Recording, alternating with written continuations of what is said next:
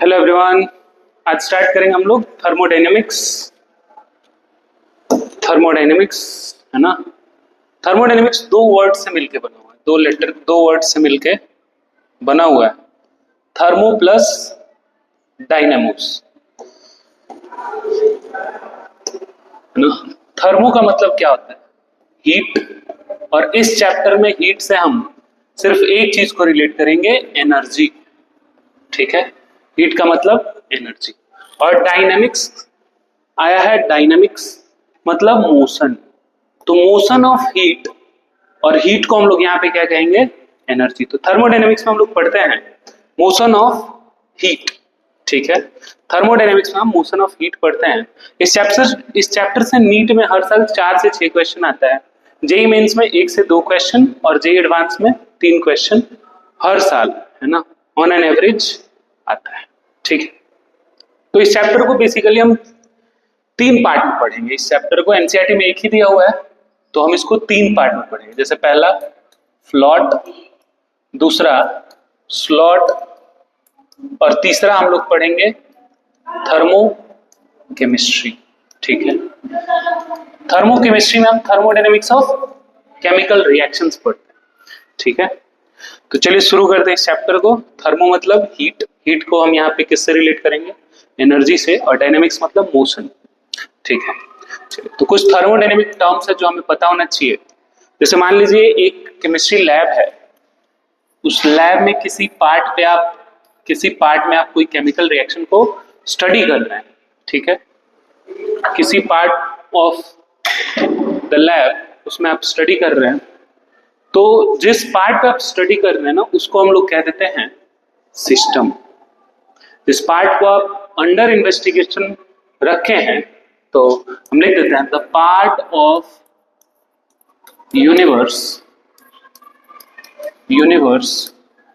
Under experimental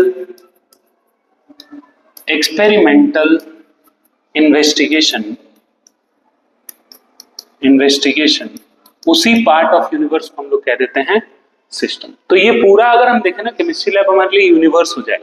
और उस chemistry lab में अगर आप किसी पार्ट में कोई केमिकल रिएक्शन को स्टडी कर रहे हैं, या फिर किसी थर्मोडायनेमिक प्रोसेस को जहां पे एनर्जी का मतलब चेंज हो रहा है, एनर्जी चेंजेस हो रहा है, उसको स्टडी कर रहे हैं, तो उस पार्ट ऑफ द लैब क्या हो जाएगा? सिस्टम। उसके अलावा वो लैब, जो बाकी बचा हुआ पार्ट ऑफ द लैब होगा, वो कहलाएगा सराउंडिंग। और सिस्टम और सराउंडिंग को मिलाकर के हम कह देंगे यूनिवर्स। तो सराउंडिंग क्या होगा? Part of universe except surrounding, except system, the part of universe except system is surrounding.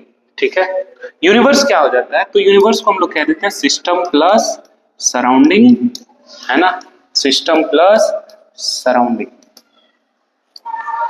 तो अब ये जैसे हमारे पास यहाँ पे ये सिस्टम होगा जिसको आप अंडर एक्सपेरिमेंटल इन्वेस्टिगेशन रखे हैं, ये हो गया सिस्टम, इसके बाहर वाला पार्ट सराउंडिंग, और इन दोनों को मिलाकर के हम कह देंगे यूनिवर्स। ठीक है, अब बाउंड्री क्या होता है? तो बाउंड्री बेसिकली हम कहेंगे the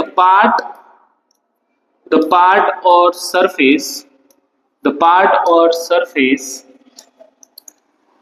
which separates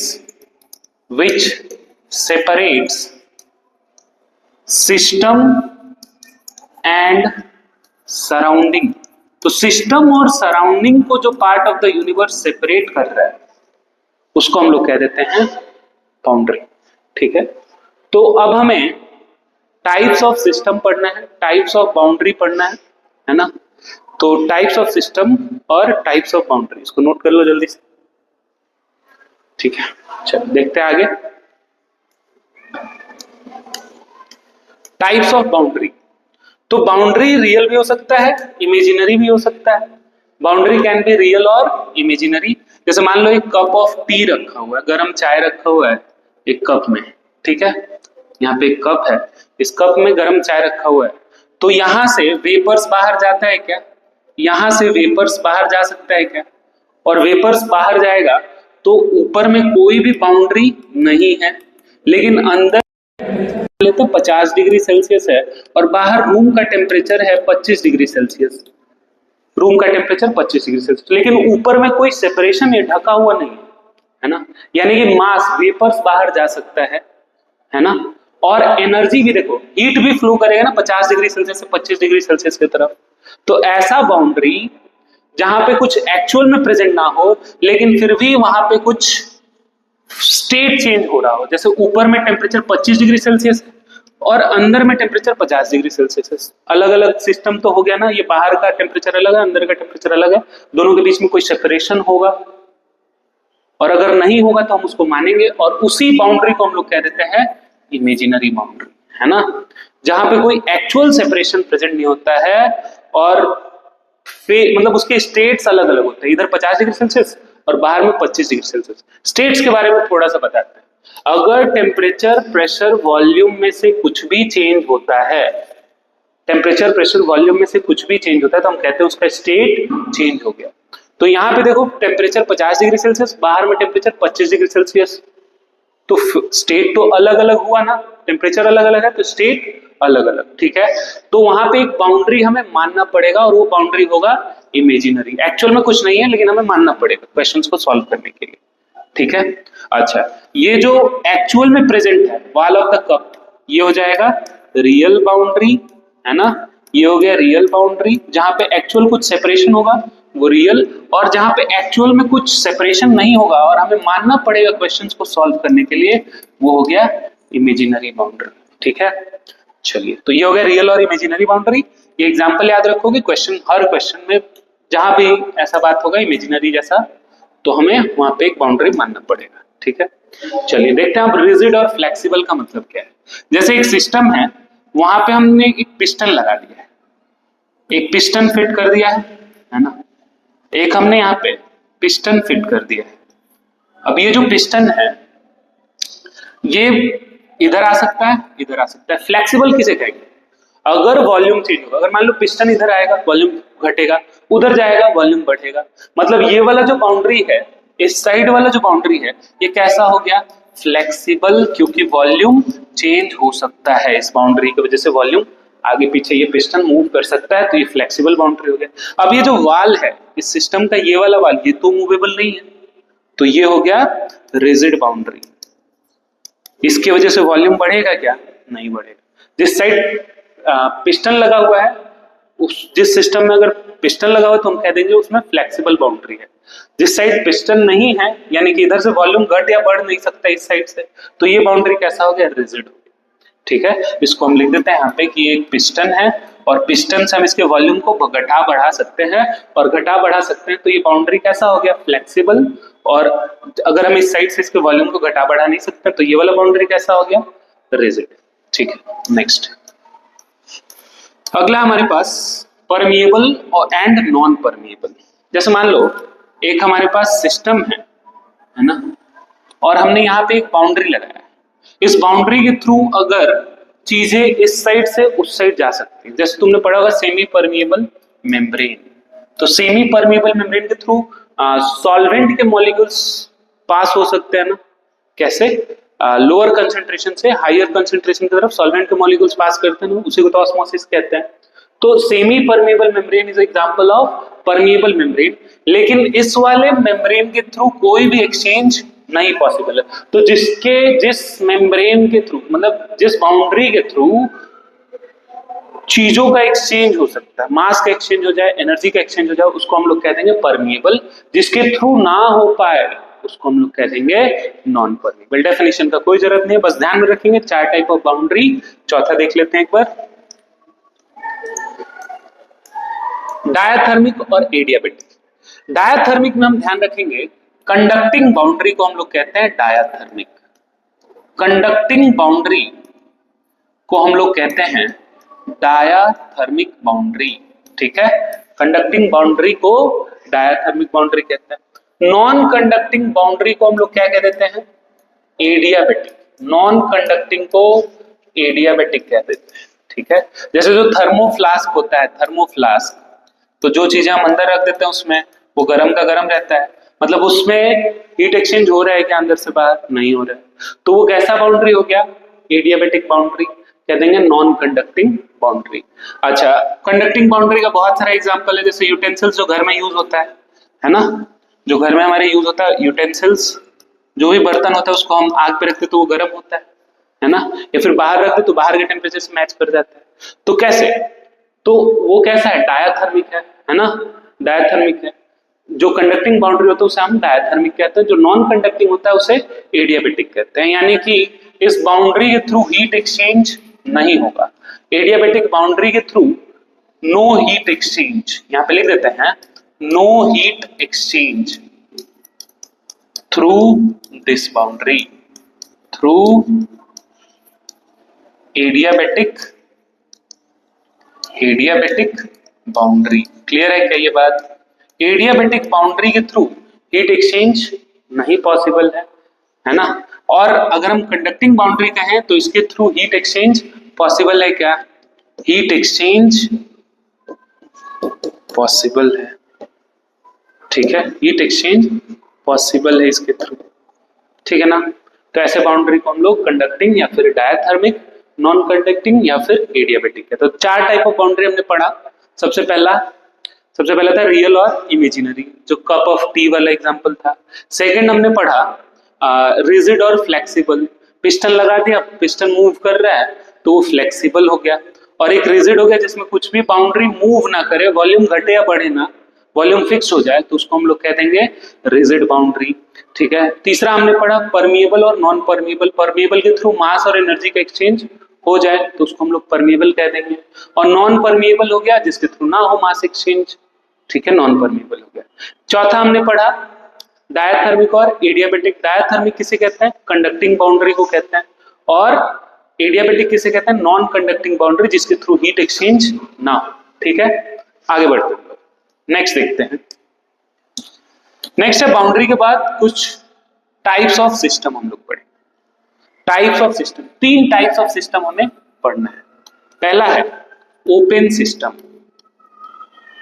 open system. दूसरा हमें पढ़ना है क्लोज्ड सिस्टम, क्लोज्ड सिस्टम। और तीसरा आइसोलेटेड सिस्टम, आइसोलेटेड सिस्टम, ठीक है। ये तीन टाइप्स ऑफ बाउंड्री हमें पूरे चैप्टर में काम आएगा। जैसे ओपन सिस्टम जो होगा, तुम समझ रहे हो कि ये ओपन है, तो एक हम वही कप ऑफ टी वाला एग्जांपल लेते हैं, ये ओपन है ऊपर से, तो क्या वेपर्स एक्सचेंज हो सकता है, मास का एक्सचेंज हो सकता है? बताओ, मास का एक्सचेंज पॉसिबल है क्या?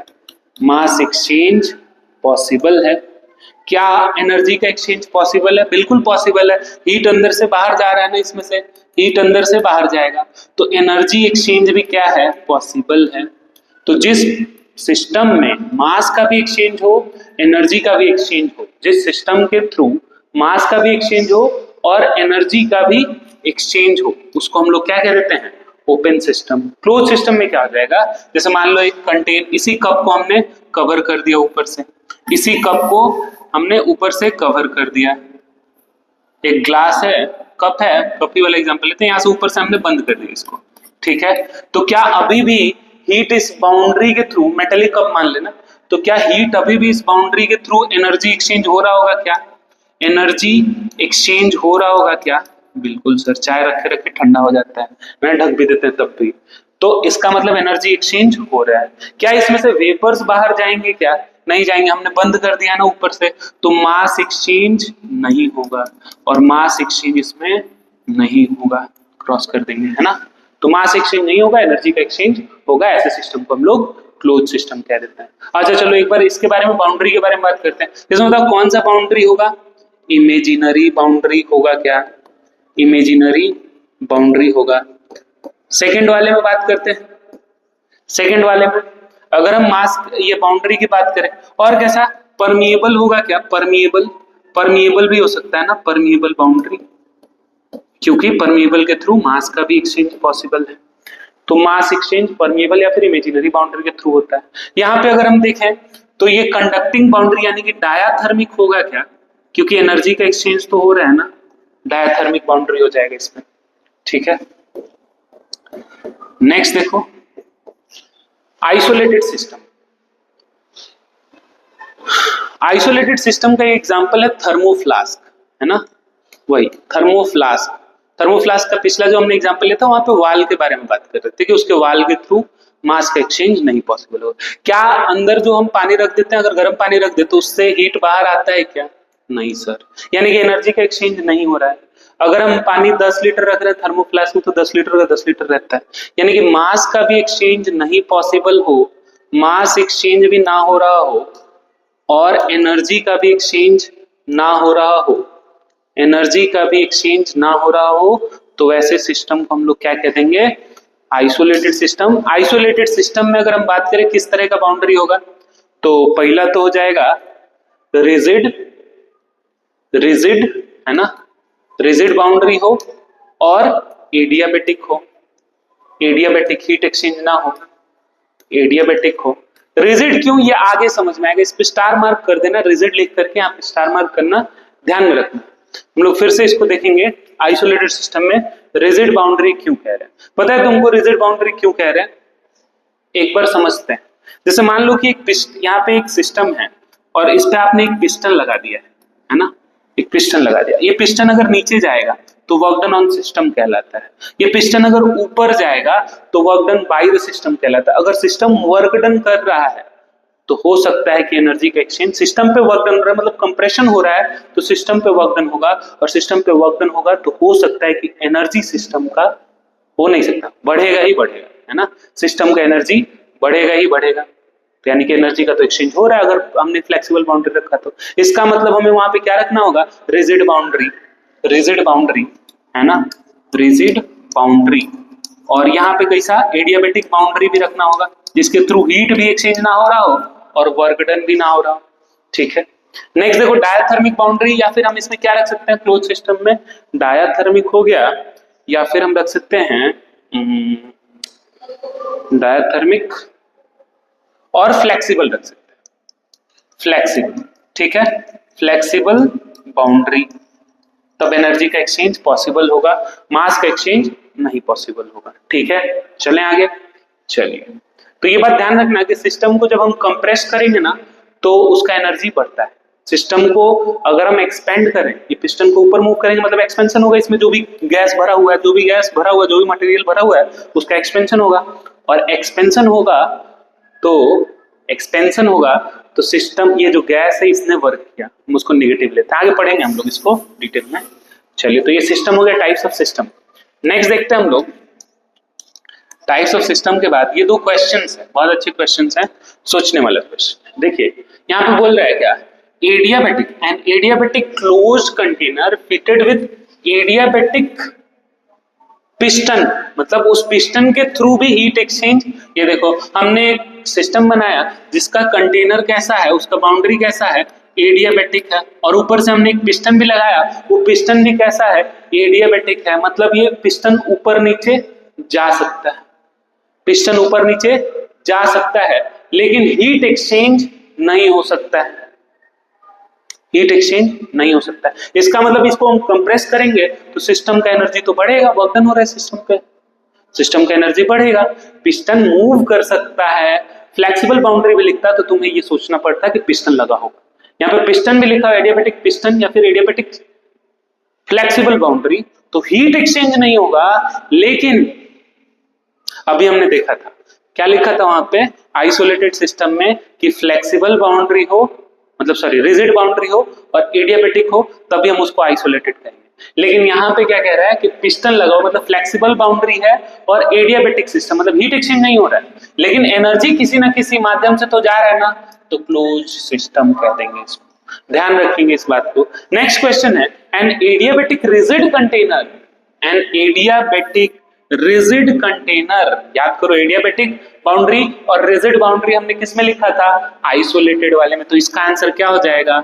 Isolated system. समझ में आया क्या? नोट्स बनाते रहना है ना, मजा आएगा फिर। चलो नेक्स्ट देखते हैं। नेक्स्ट देखो, तो प्रॉपर्टीज ऑफ सिस्टम, दो तरह की प्रॉपर्टीज होती है, इंटेंसिव और एक्सटेंसिव। जो प्रॉपर्टीज अमाउंट ऑफ सब्सटेंस पे डिपेंड करें, जो प्रॉपर्टीज अमाउंट ऑफ सब्सटेंस पे डिपेंड करती हैं, उनको हम लोग कह देते हैं extensive property.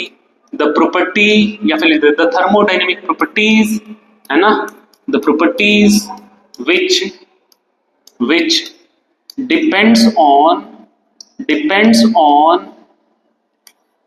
nature of amount of substance amount of substance। तो उस सिस्टम को हम लोग क्या, उस प्रॉपर्टी को हम लोग क्या कह देते हैं, एक्सटेंसिव प्रॉपर्टी। और वो properties, the properties which are independent of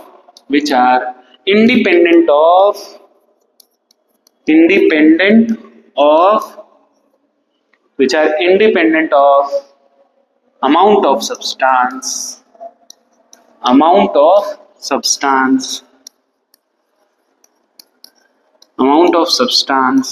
are called intensive property.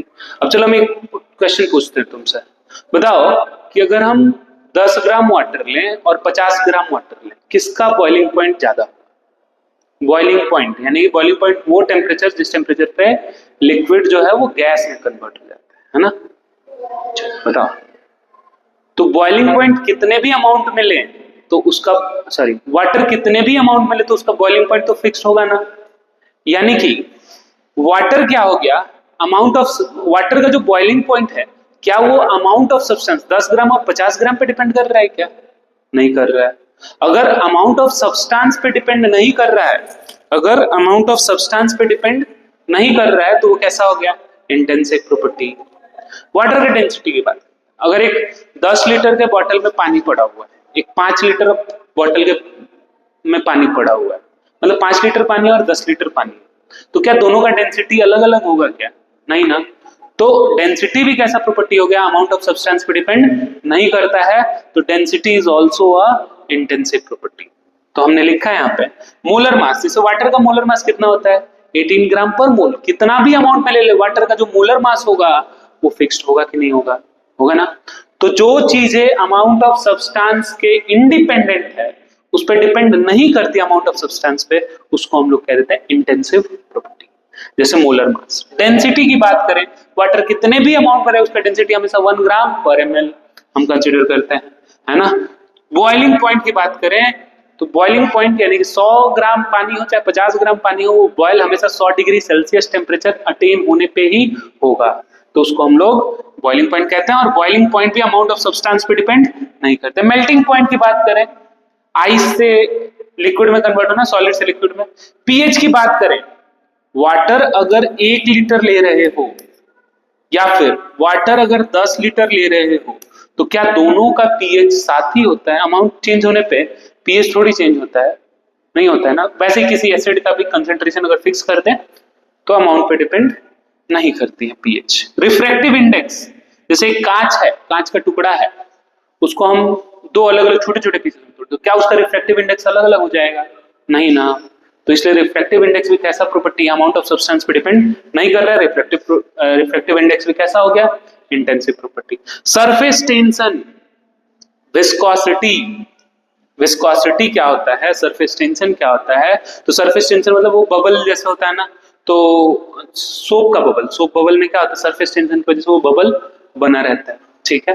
अब देखो रिफ्रैक्टिव, तो विस्कोसिटी भी, विस्कोसिटी रेजिस्टेंस टू फ्लो होता है। जैसे अगर हम एक हनी है, अब हनी और पानी गिरा रहा है, कौन पहले गिर जाएगा? पानी गिर जाएगा, हनी देर से गिरेगा, मतलब हनी में विस्कस फोर्स ज्यादा है। तो विस्कोसिटी भी कैसा प्रॉपर्टी है, intensive property, amount of substance पे डिपेंड नहीं करती है। वैसे ही EMF of the cell is also intensive property, specific heat भी इंटेंसिव प्रॉपर्टी, और मोलर एंट्रोपी भी। अच्छा, यहां पे देखोगे तुम ध्यान से, जब देखोगे तो एंट्रोपी दिखाएंगे आगे।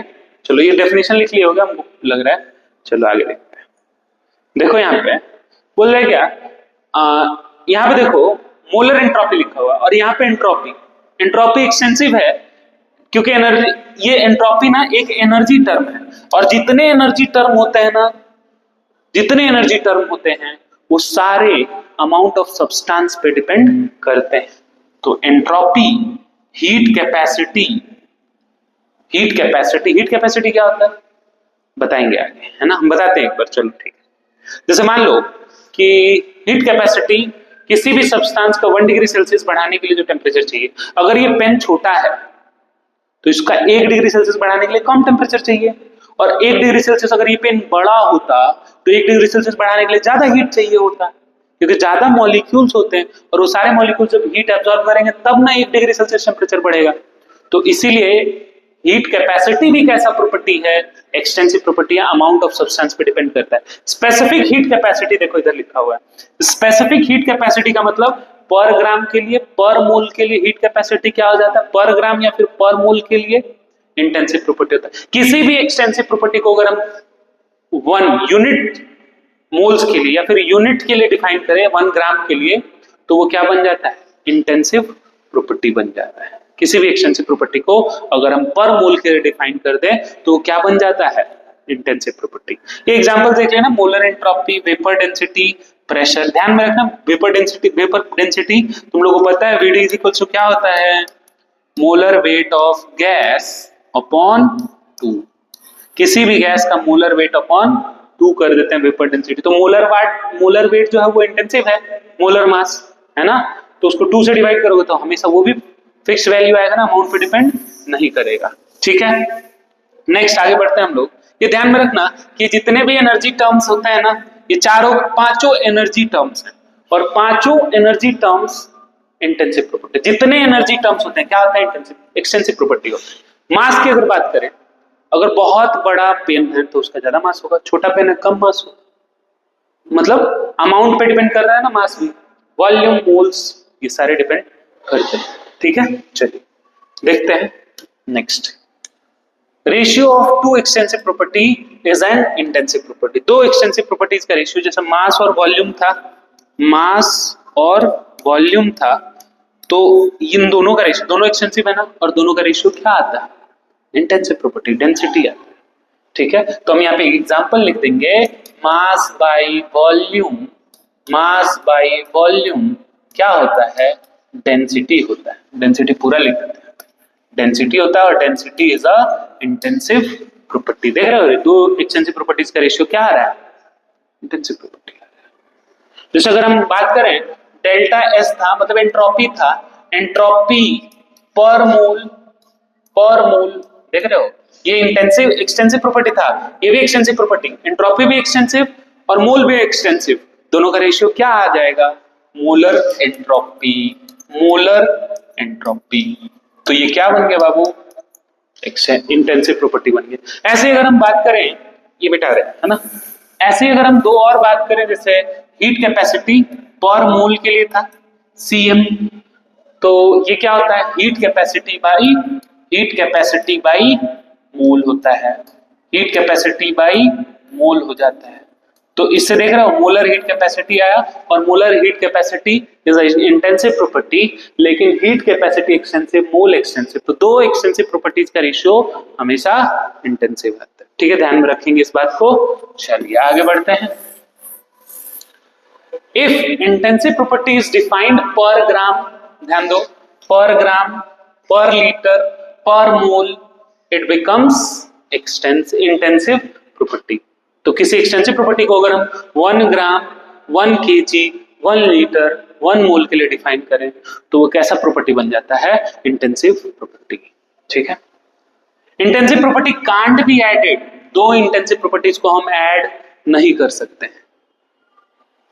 समझ रहे हो क्या, मतलब ऐसा नहीं कर सकते हैं कि अगर एक 10 लीटर पानी है और इसका बॉइलिंग पॉइंट है 100 डिग्री सेल्सियस, 100 डिग्री सेल्सियस है, और एक तरफ तुम्हारे पास मान लो इथेनॉल है, उसका इथेनॉल का बॉइलिंग पॉइंट है 78.5 डिग्री सेल्सियस लगभग होता है, तो 78, इन दोनों को अब जब मिलाएंगे तो बॉइलिंग पॉइंट 178.5 नहीं हो जाएगा, यानी कि इंटेंसिव प्रॉपर्टीज को हम ऐड नहीं कर सकते। मान लो ये 10 लीटर था, ये 10 लीटर था, लेकिन क्या वॉल्यूम को 10, 10, 20 लीटर हो जाएगा क्या वॉल्यूम, यानी कि एक्सटेंसिव प्रॉपर्टीज को हम ऐड कर सकते हैं, लेकिन इंटेंसिव प्रॉपर्टीज को ऐड नहीं कर सकते। एग्जांपल, बॉइलिंग पॉइंट को ऐड नहीं कर सकते, लेकिन वॉल्यूम को क्या कर सकते हैं, हम ऐड कर सकते हैं। तो वॉल्यूम इज एक्सटेंसिव प्रॉपर्टी और बॉइलिंग पॉइंट इंटेंसिव प्रॉपर्टी। आगे बढ़ते हैं, तो यहाँ पे लिख दिया extensive property is additive in nature, ध्यान में रखेंगे, लिख लेंगे इसको।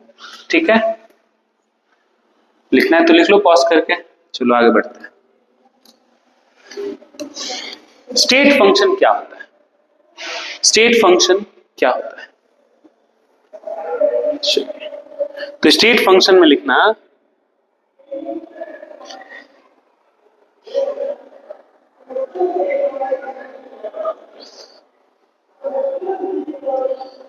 a function or variable whose value depends a function or variable whose value depends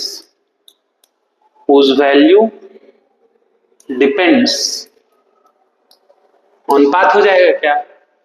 नहीं, on current scenario, on current state, यहां पे लिख देता है on present state depends only and only on present state.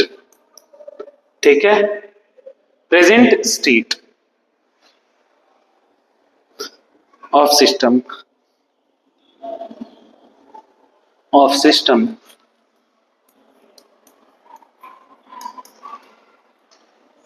and independent of its past and independent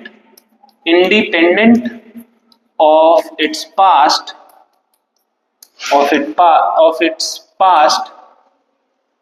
and independent of its past and path followed simple language में अगर हम कहें NEET वाले भाषा में तो कह देंगे क्या, वो थर्मोडायनेमिक फंक्शंस जो सिर्फ फाइनल और इनिशियल पे डिपेंड करे, इंडिपेंडेंट ऑफ पाथ, यानी कि किस प्रोसेस के थ्रू, किस तरह के प्रोसेस के थ्रू वो इनिशियल से फाइनल पे गया है, उस पर डिपेंड ना करे, सिर्फ किस पे डिपेंड करे, फाइनल और इनिशियल पे डिपेंड करे, क्या कंडीशन से किस कंडीशन पे गया, कैसे गया वो मैटर नहीं करता। ठीक है, तो उन फंक्शंस को हम लोग कह देते हैं स्टेट फंक्शंस। लिखो इसको। ठीक है, यहां पे एक और पॉइंट लिख ही देते हैं, it depends only on initial and final state, ठीक है। चलिए, ये सिर्फ फाइनल और इनिशियल स्टेट पे डिपेंड करता है। एग्जाम्पल क्या हो जाएंगे इसके? एग्जाम्पल लिखेंगे इंटरनल एनर्जी, एंट्रोपी, एंथैल्पी, है ना, ये सिंबल्स लिख लेना। आगे धीरे धीरे चैप्टर जैसे जैसे आगे बढ़ते जाएगा समझ में आते जाएगा ये क्या है। Gives free energy, temperature, pressure, volume, और भी हो सकते हैं स्टेट फंक्शन जो फाइनल और इनिशियल पे सिर्फ डिपेंड करते हैं, और भी हो सकते हैं। ठीक है, अच्छा, पाथ फंक्शन पे आते हैं हम लोग। स्टेट फंक्शन इसको लिख लेना पॉज करके, है ना।